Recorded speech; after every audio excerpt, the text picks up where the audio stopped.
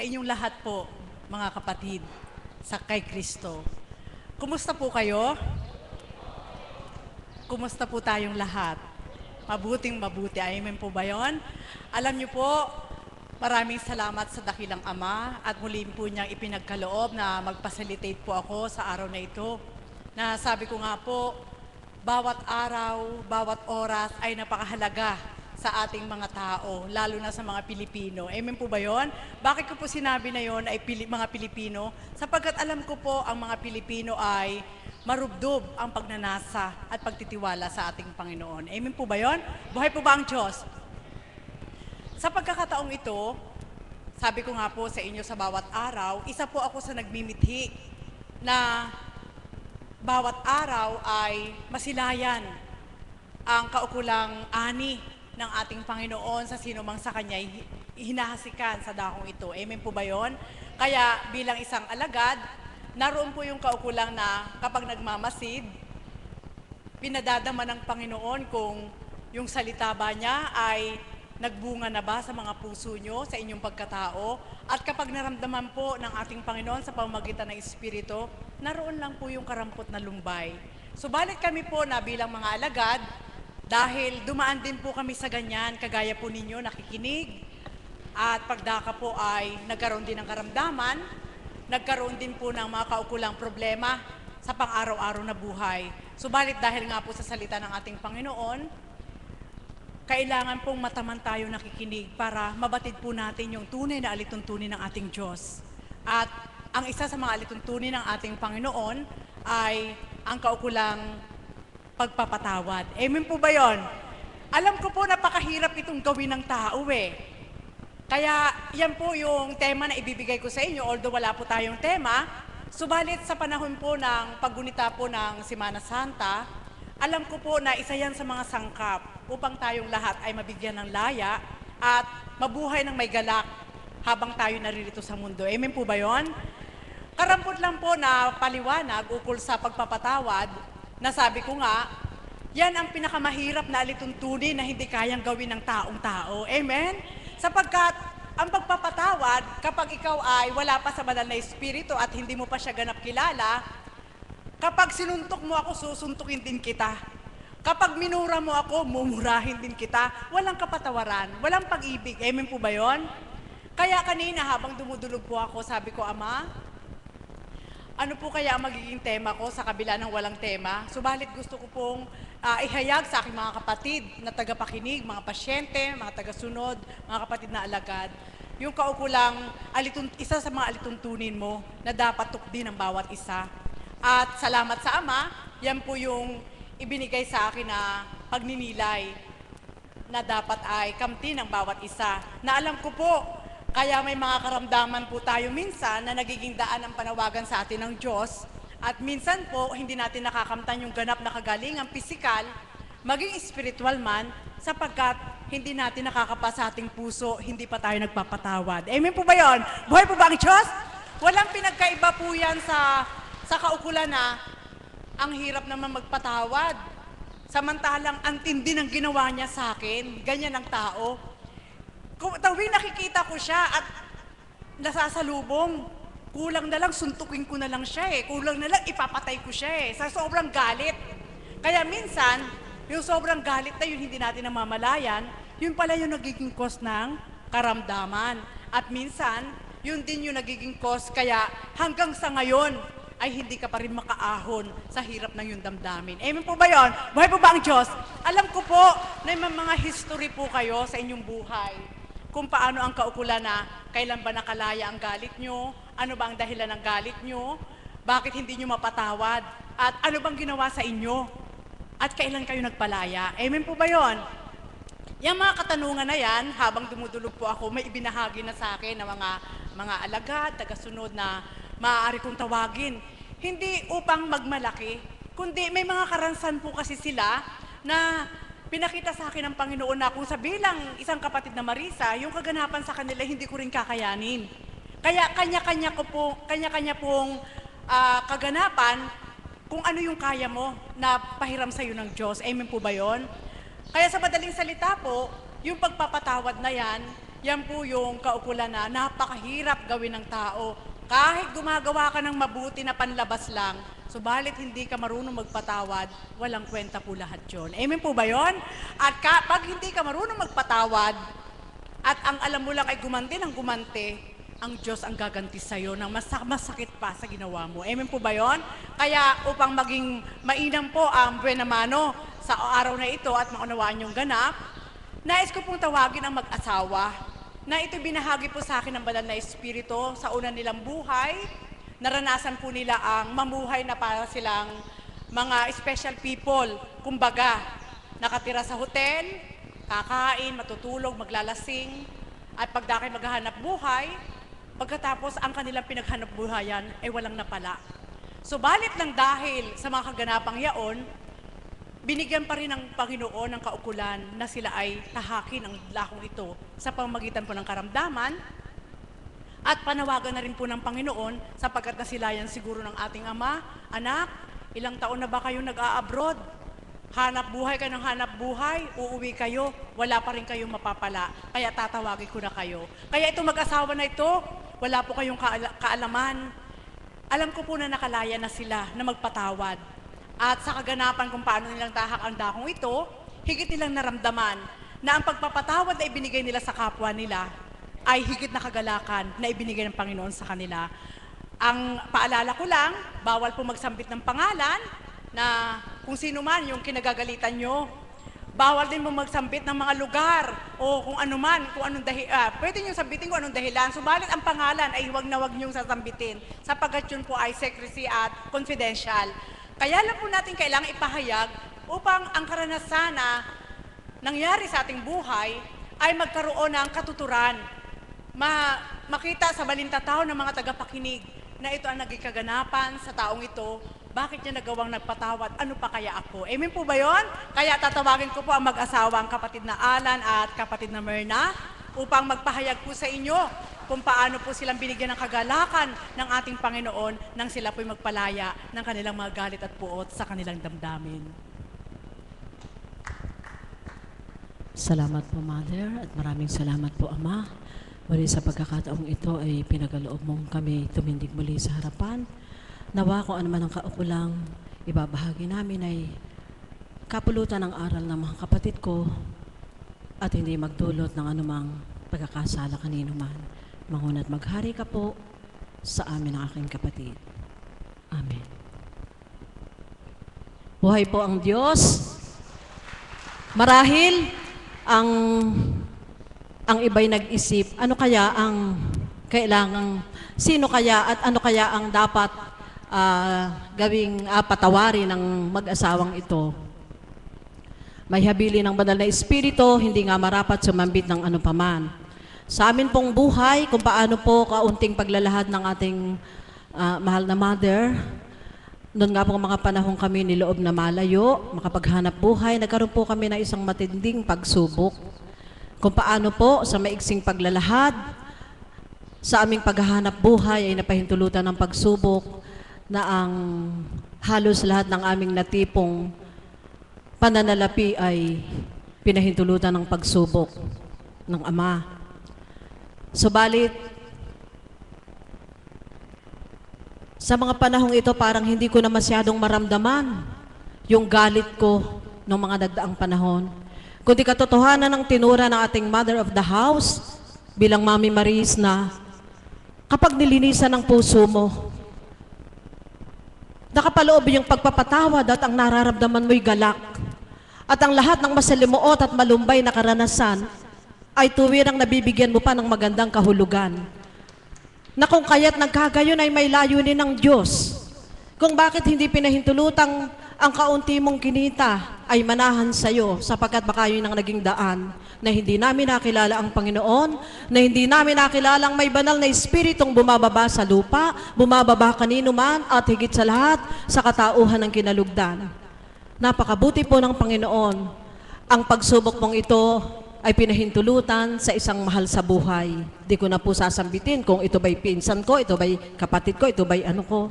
Kundi katotohanan po ng mga panahon na yon. Halos magpatayan kaming mag-asawa.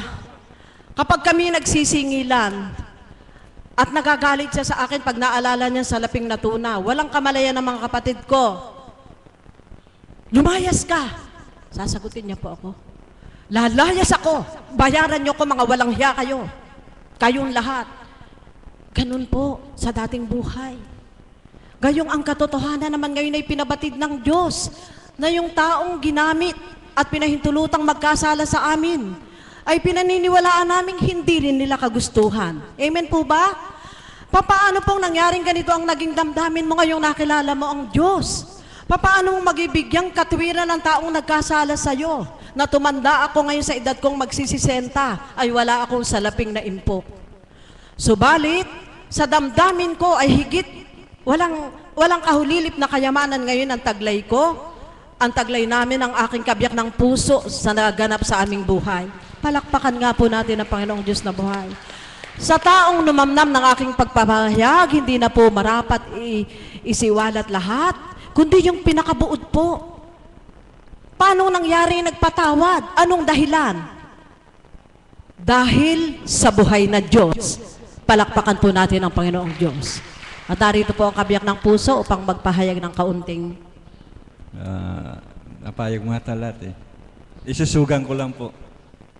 Kasi po talagang sa bilang, iambing ko na lang po yung pang physical at spiritual ano. Sa bilang physical, bilang tao yun eh.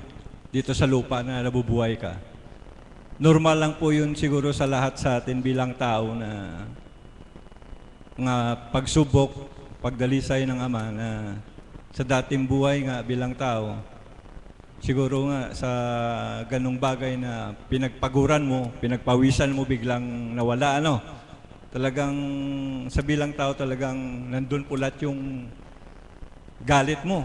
Yung ibig sabihin po na sa ilang taon mong paghahanap buhay, na inipon mo yun. Kumakain kami. Sa hotel, tama sinabi ni Mami, sa hotel kami nakatira. Pero yung inulam namin, bumibili pa kami ng mga tuyo, sardinas.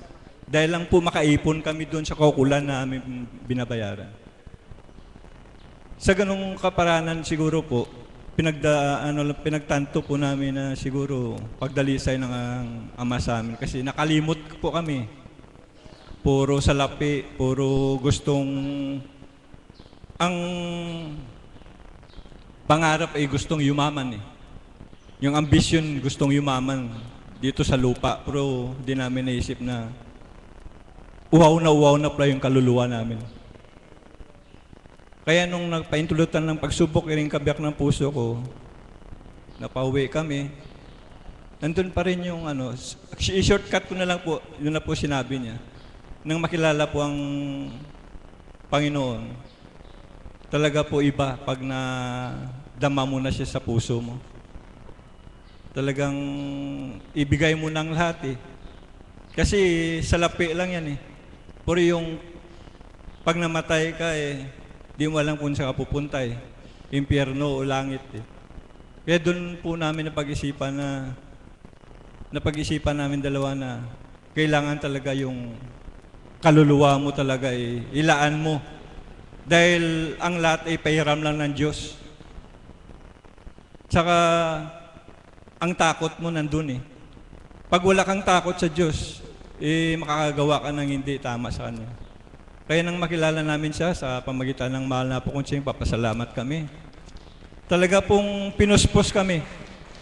Ano mang mga kasalanan na dumaan sa buhay namin, nandyan, pinapatawad po niya kami. Ano pa kaya kaming tao lamang dito sa lupa na hindi marunong magpatawad? Talaga pong nilaanan na po namin sa Kanya na siya nang bala. At saka ang isang napaka-importante sa lahat sa atin bilang tao na gusto natin makamtan ng buhay na Diyos sa takda ng panahon. Pinag-usapan ko po kay Mami kahapon dun sa taas na kailangan linisin talaga natin yung puso natin. I-wash out po talaga natin yung puso natin. Lahat na ano man na dyan sa puso mo, kailangan linisin natin lahat yan. Kasi once na mayroon ka pang pagdaramdam sa puso mo, isang kaiblan ng buhok, walang malilihim sa banal na espiritu yan eh. Pag mayroon ka pang pagdaramdam sa puso mo eh. Iyan pong susi natin eh. Hindi naman yung kaanyuan natin titingnan ng Diyos sa atin pang physical eh. Ito talaga ang puso natin. Ano mang kahibla ng mga ano sa puso mo, nagbabara man yan, ano man yan na nasa, tanggalin nyo po lahat, linisin nyo po lahat. Kailangan po all through your life habang nabubuhay ka, pag sumikapan natin, pag sumakita natin na luminis ang puso natin. Kasi yun po yung susi natin. Di natin alam. Balang araw, nakahiga ka lang, hindi ka na pala magising. Meron ka pa palang inanakit. Meron ka pa palang pagdaramdam. Kailangan po, ano man yung mga pagsubok, karamdaman, unahin po natin yung kaluluwa natin, linisin po natin yun. Ialay po natin lahat sa Ama. Sa katulad sa mga kapahintulutan ng pagsubok sa amin, lahat po inalay na namin sa Kanya. Kung hindi dahil sa Kanya, wala po kami dito. Kaya po yun napaka-buti ng Diyos. Talagang wala kang masasabi sa Kanya, kundi puro papurit parangal pa sa salamat. Sa taong kinalugdan niya, mayroon tayong Apo Konsing na lahat ibinibigay sa atin, salitang banal, kung natin pagninilayan, namnamin. Talaga pong hugasan po ang buong pagkatao natin, kung tanggapin lang natin. At saka huwag po natin tingnan lagi yung taong nakatayo dito, tao lang na nagsasalita. Sa ganang kami, hindi po namin magagawa kung wala pong kapangyarihan ng Panginoon kasi siya lang lahat talagang magbibigay nito sa atin. Napakabuti po niya. Kaya sa inyo po lahat naman tayo habang nabubuhay, talagang pagdalisay, pagsubok. Hindi mawawala yan. Kaya lang po, kung pasubali nga naman, huwag natin sabihin na may kahinaan pa ako, may karupukan bilang tao. Huwag na po natin gawin yun. Pag sumikapan natin, magsumakit po tayo. Habang malakas, habang may pandinig, habang may pananaw pa kayo, talagang kilalanin po natin ang Diyos na buhay, na nagbigay ng buhay sa atin, nagpahiram ng lahat sa atin. Lahat dito sa lupa, pahiram lang lahat. Ang hindi lang nga sinasabi ng Banal na Espiritu, yung pagkakasala, hindi mula sa Kanya, kundi na sa tao. Kaya tayo po lahat, ako po, sa kabiyakang puso ko, nasabi ko minsan, nag-uusap kami. Minsan, nagsusumakit, nagsusumikap na makatalima sa kalooban ng Diyos. Sapagkat kung di natin masunod ang kalooban ng Diyos, talagang di natin makakayanan yun. Kaya sa tuwina po, ang kalooban talaga ng Diyos ang pag-ariin natin sa ating buong kapagkatao. Sapagkat kung pananaigin pa natin yung bilang pagkatao natin, hindi tayo makasadsad. Ganon at ganon pa rin tayo. Kailangan talaga sumakit, magsumikap sa kalooban ng Diyos. Yun ang po't maraming salamat. Salamat, mahal na kapatid na Alan.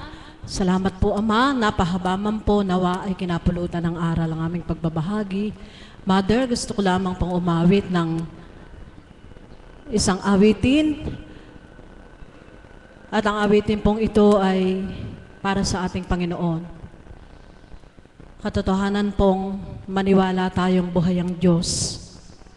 Kayang iparam ng Diyos ang lahat ng galit sa ating puso sa pamamagitan ng kanyang mga banal na salita sa bawat araw na inihahasik ng ating mahal na Apo Konsing.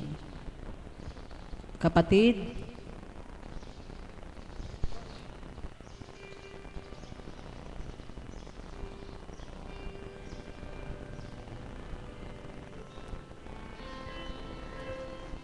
batid ko po, mahal na Apo, naririnig niyong awiting ito. At batid po namin isa ito sa paborito niyong awitin para po sa inyo.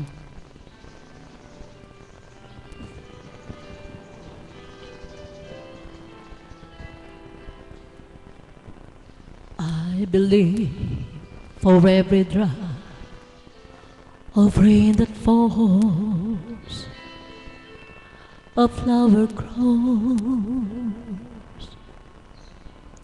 I believe that somewhere in the darkest night a candle glows. I believe for everyone who goes astray, someone will come to show the way. I believe, yes, I believe above the star, the smallest breath will still be here. I believe that someone in a great somewhere hears everyone. Every time I hear a newborn baby cry, or touch a leaf, or see the sky, then I know why. I believe every time I hear a newborn baby cry, or touch a leaf, or see the sky, then I know why.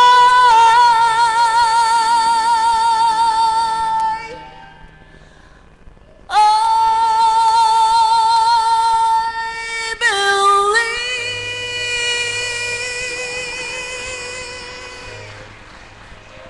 Amen, Lord.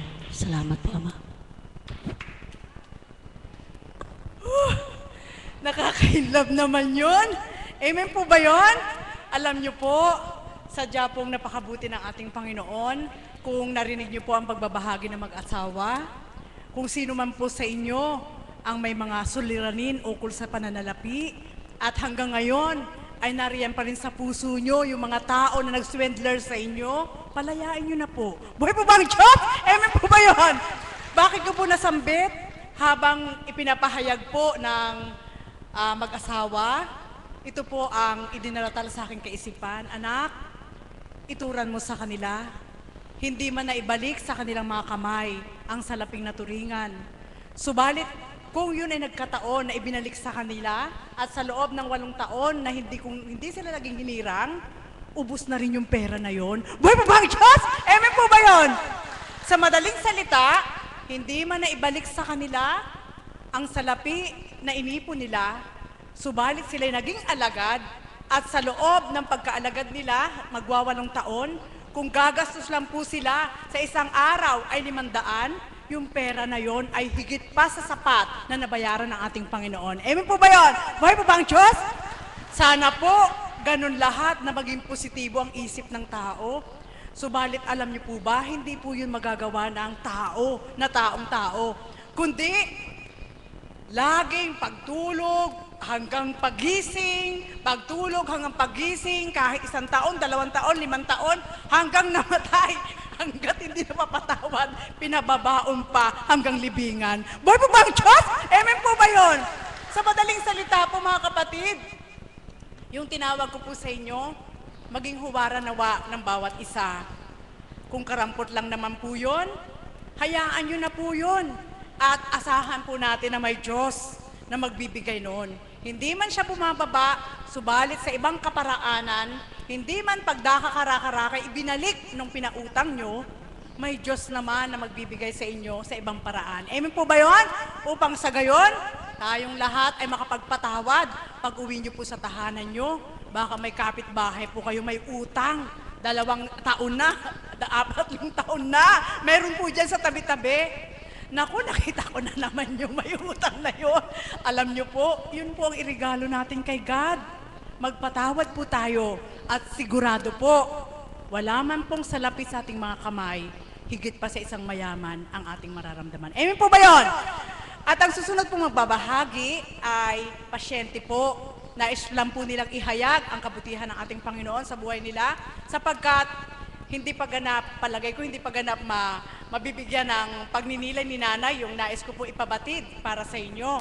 Kaya tatawagin ko po ang isang tagabahay pare na si Matilde Franco. Birthday niyo po. Happy birthday po.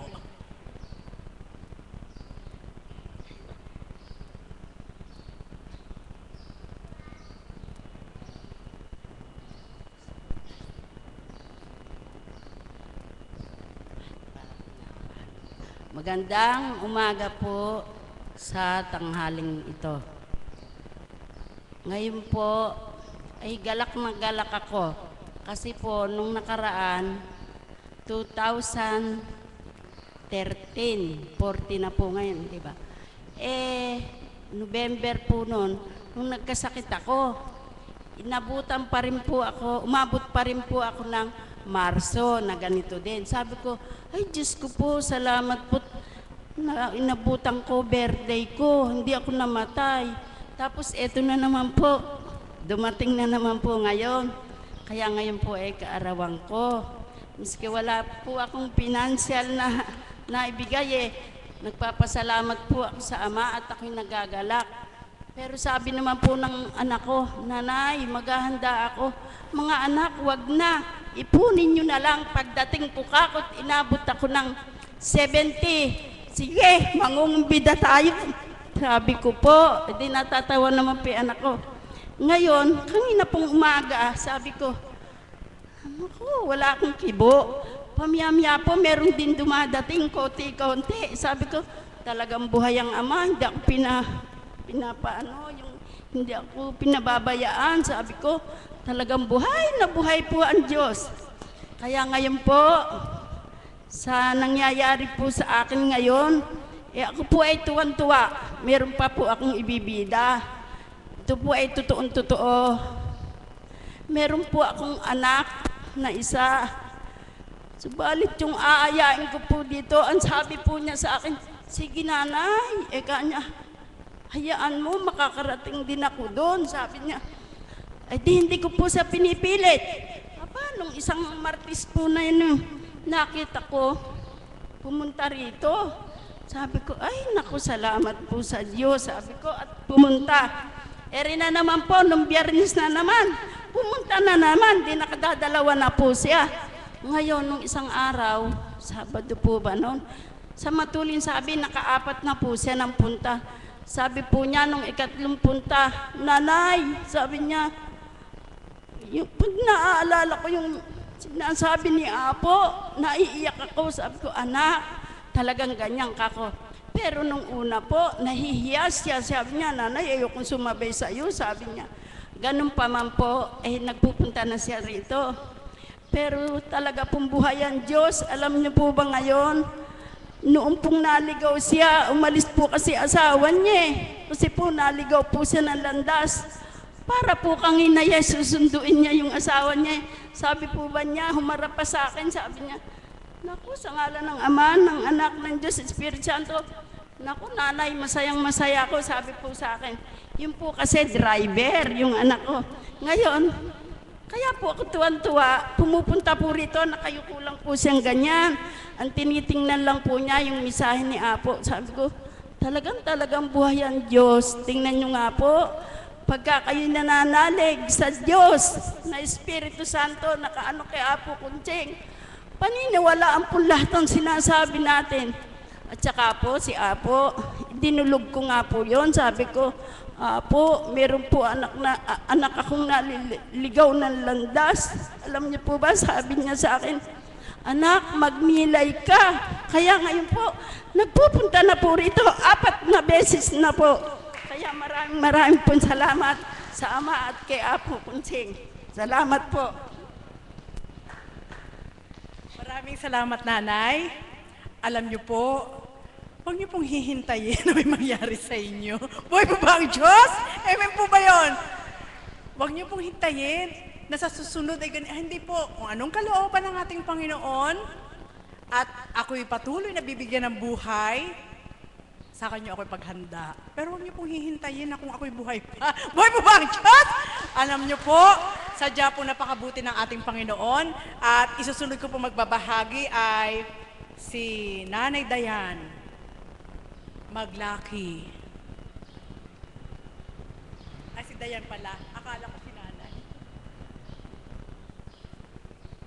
Isang mapagpalang umaga po sa inyong lahat. Um,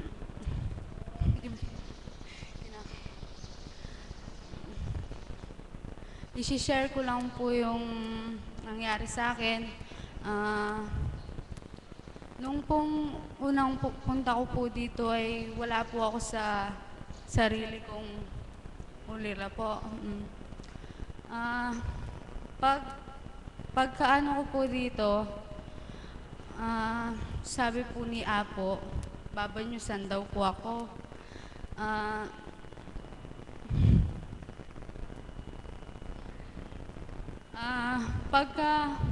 pagkapunta ko po ng pagbabanyos ko ng isang araw po, nung unang araw ko pa lang po,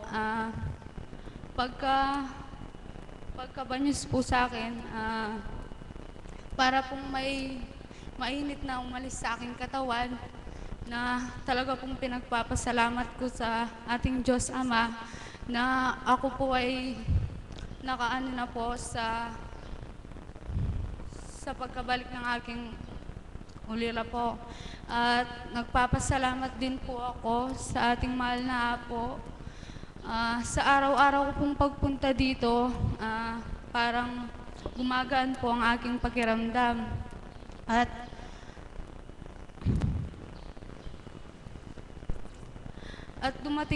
dumating po din sa akin na yung pagkapanganak po kasi ng aking anak.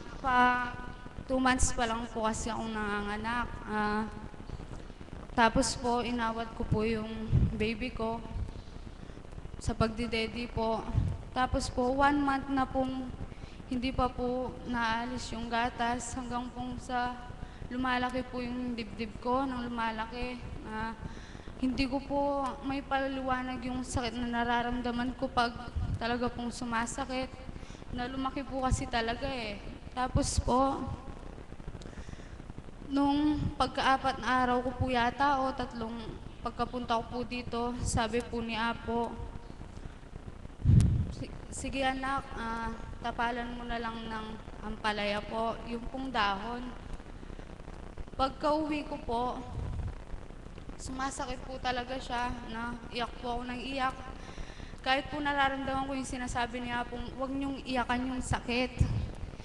I-ano niyo sa Ama, na ganun po, sabi po niya po. At sabi ko po, nananalig po ako sa inyo, Ama.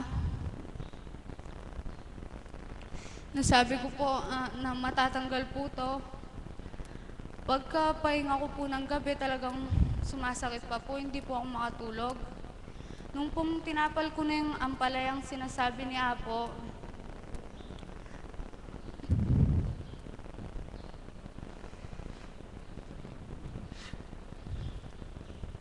buhay po talaga yung Ama.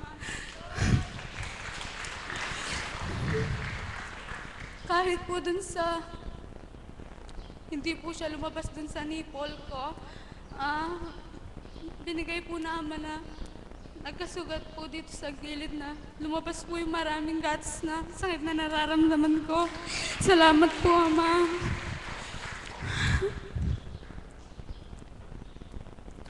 Talaga pong dito po nagkasugat tapos lumabas po na lumabas.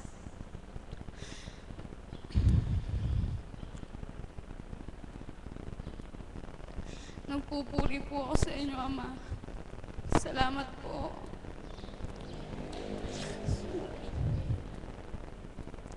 At sa ating pong mahal na Apo, nagpapasalamat din po ako. Sa mga alagad po, salamat po. Sa mga caps po, sa choir, maraming salamat po. Dati po kasi nagdarasal lang po ako pag may kailangan ako eh. Nagsa-sign of cross lang po ako, tsaka po ako hihingi sa kanya, wala na po eh. Pag wala po akong kailangan, hindi ko po siya nakikilala. Pero ngayon po, talagang salamat po. Pasensya na po kayo. Hindi po kasi ako sanay humarap sa maraming tao. Salamat po.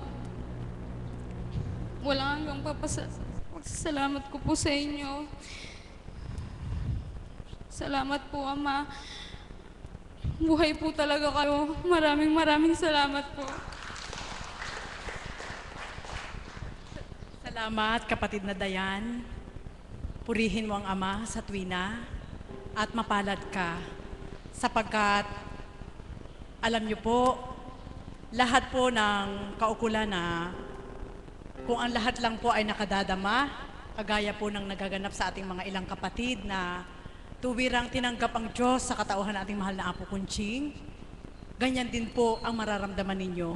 At damang-dama po namin yon bilang kami mga alagad sapagkat ang kapuspusan po ng Espiritu ng ating Ama na pananahanin mo sa puso mo ay kapuspusan din ng kagalakan habang nabubuhay ka sa mundo. Amen po ba yun? At nawadayan, hindi lang ito ang huli, kundi sa tuwin ay laging una upang patuloy mong hanapin ang ating Panginoon na sa kaparaanan na pinaganap niya sa buhay mo ay nagpakilala siya sa kanyang kahiwaga at kadakilaan at naway patuloy manahan anuman ang pagdaanan sapagkat batid mong ang pinaka-imposibleng hindi kayang gawin ng tao ay nagawa niya sa pamamagitan ng banal na Espiritu sa katauhan ng ating mahal na Apo Kunching. May tatawagin pa po ako, Tay, ha? Para po maibalik ko uli yung tema na ibinigay ko po sa inyo, na ihayag na po ang kabutihan ng Diyos sa kanilang mga buhay.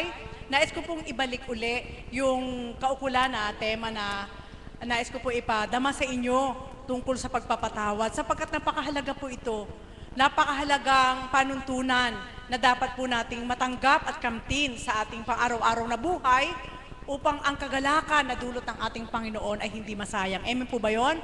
Sa pagkakataong ito, tatawagin ko po si kapatid na Melinda, isang alagad na alam ko po na sa kanyang buhay bilang isang dalaga, hindi ko masasabing matandang dalaga, is bilang isang dalaga, ay marami rin po siyang sakit at dusa na pinagdaanan.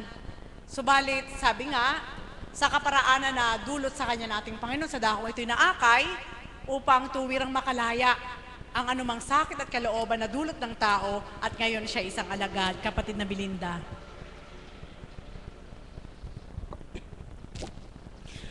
Isang mapagpalang umaga po sa utanghaling ito sa aking pong mga kapatid na alagad, sa IT team, sa mga choir, sa mga kuya caps ko, sa inyo pong lahat ng mga tagasunod at pasyente, maging ang mga sumusubaybay sa internet, saan mang bansa sila naroroon.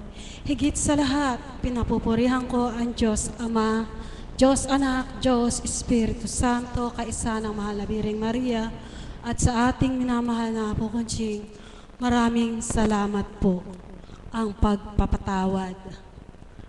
Sa panahon ng paggunita, sa pagbibigay ng kaligtasan sa bawat isa sa atin, katotohanan po na ang pagpapatawad ay hindi madaling gawin sa sinumang nilalang na wala po ang bahagi o ang pagtanggap sa ating Panginoong Hesukristo sa pamamagitan ng Banal na Espiritu sa katauhan ng Apo Kunching.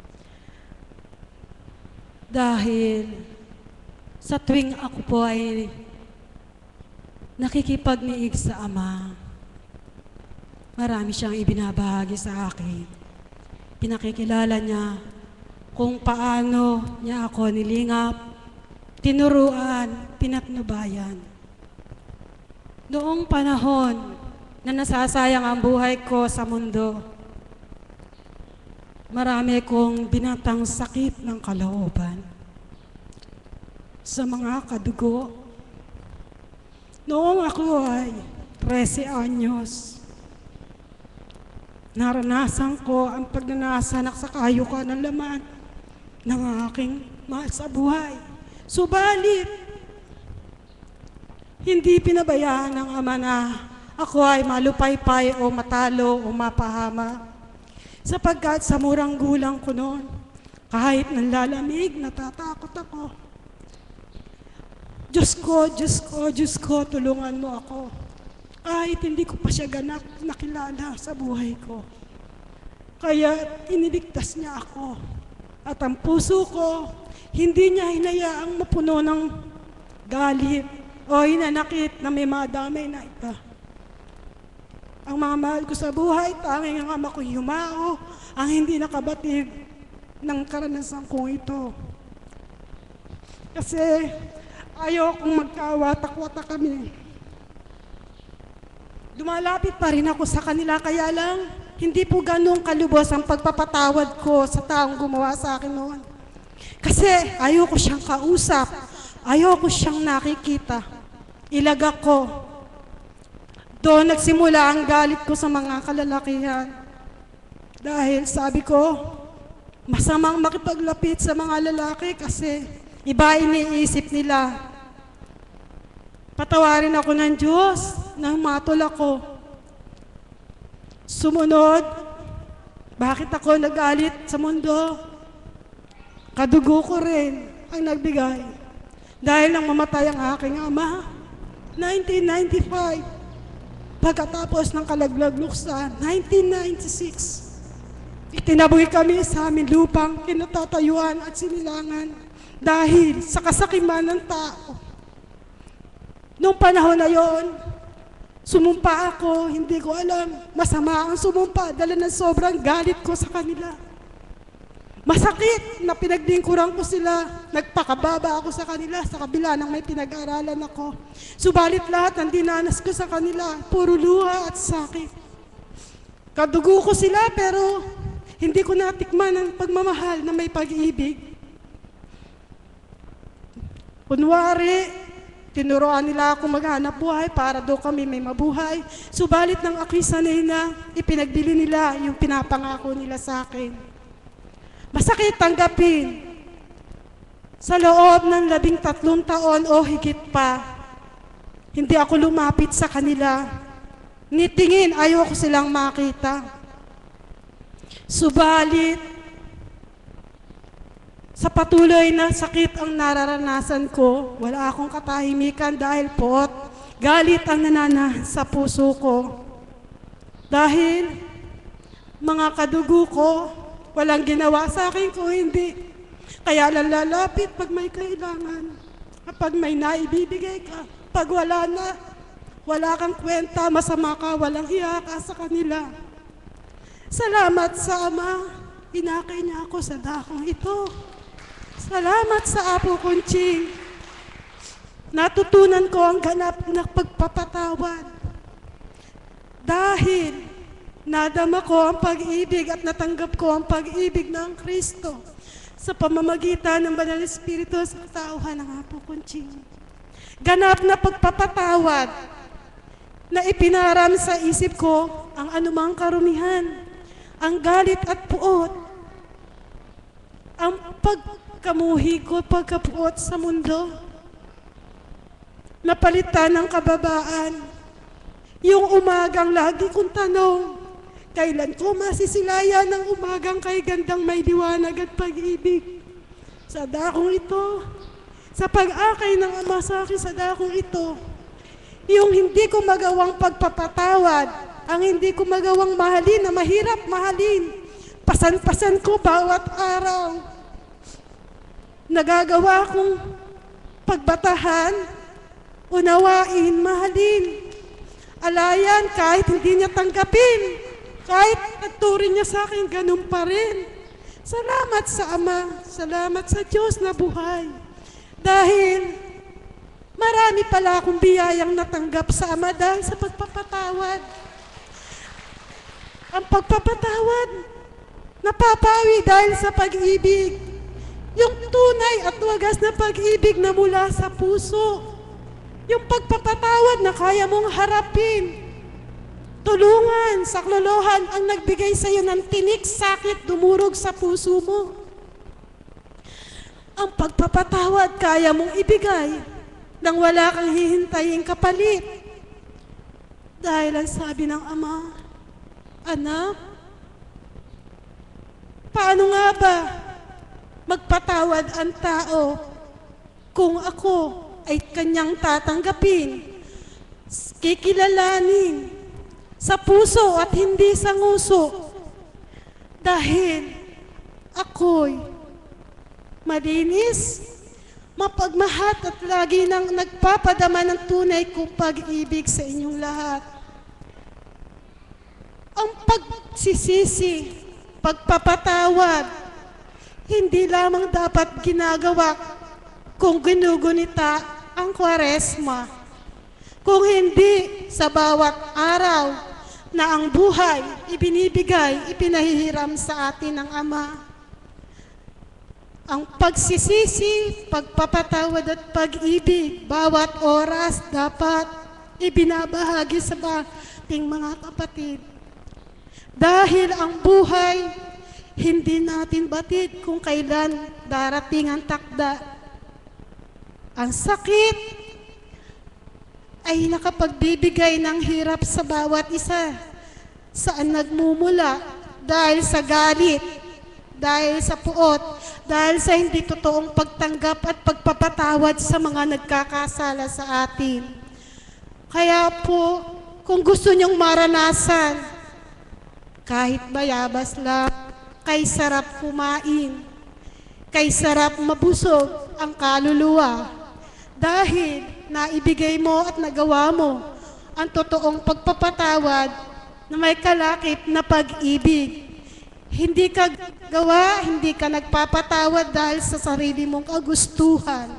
Kung hindi dahil pinaghaharian ka ng mabuti at banal na Espiritu sa ngalan ng Kristo, sa katauhan ng Apo Conching. Maraming salamat po sa Ama at sa Apo at sa Apo Conching. Salamat po. Salamat, mahal na kapatid. Kayo po, kung mayroon po kayong mga karanasan, kagaya ng binahagi ng aking kapatid, nawa po ay nagkaroon po ng aral sa inyo, yung kaukulang, sino man ang gumawa sa inyo ng masakit, huwag niyong itanim sa puso niyo. Huwag po nating sundan pa yung mga nauna na sasabihin ng tao, pinatawad kita pero ayoko siyang makita. Pinatawad kita pero huwag ka nang lumapit sa akin. Ayaw ng Panginoon ng ganon. Kundi, andyan na po ang ating mahal na Apo Conching. Kaya ito lang po iwanan ko po sa inyo. Ang pagpapatawad ay magagawa po nating lahat sa pamamagitan ng banal na Espiritu na gagawa sa ating mga katauhan.